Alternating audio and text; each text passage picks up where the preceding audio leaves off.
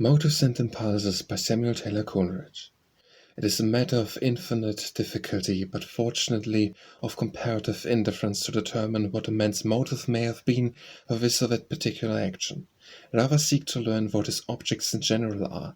What does he habitually wish, habitually pursue, and thence deduce his impulses, which are commonly the true efficient causes of man's conduct, and without which the motive itself would not have become a motive.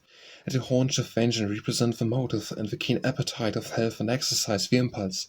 Then place the same or some favourite dish before the same man, sick, dyspeptic, and stomach-worn, and we may then weigh the comparative influences of motives and impulses.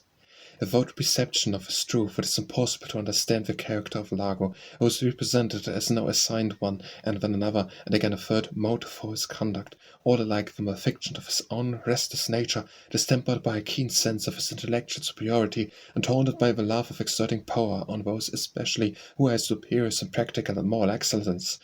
Yet how many among our modern critics have attributed to the profound author this, the appropriate inconsistency of the character itself? A second illustration. Did Curio the quondam patri, reformer and semi-revolutionist, abjure his opinions, and yield the foremost in the hunt of persecution against his old friends and fellow philosophists, with a cold, clear predetermination formed at one moment, and making 5,000 a year by his apostasy? I neither know nor care, probably not. But this I know, that to be thought of a man of consequence by his contemporaries, to be admitted into the society of superiors in an official rank, to excite the admiration of lords, to live in splendour and sensual luxury, hath been the object of his habitual wishes.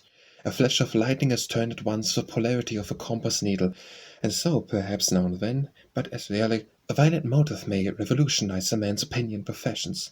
But more frequently his honesty dies away imperceptible from evening into twilight, and more twilight to utter darkness. It turns hypocrisy gradually, and by such tiny atoms of motion, that by the time he has arrived at a given point, he forgets his own hypocrisies and the imperceptible degrees of his conversion. The difference between such a man and Baudelaire is merely that between the hour hand and that which tells the second on the watch. Of the former you can see only the motion, of the latter both the past motion and the present moving. Yet there is, perhaps, more hope of the latter of, for he is light to mankind only, and not to himself. The former lies to his own heart, as well as to the public.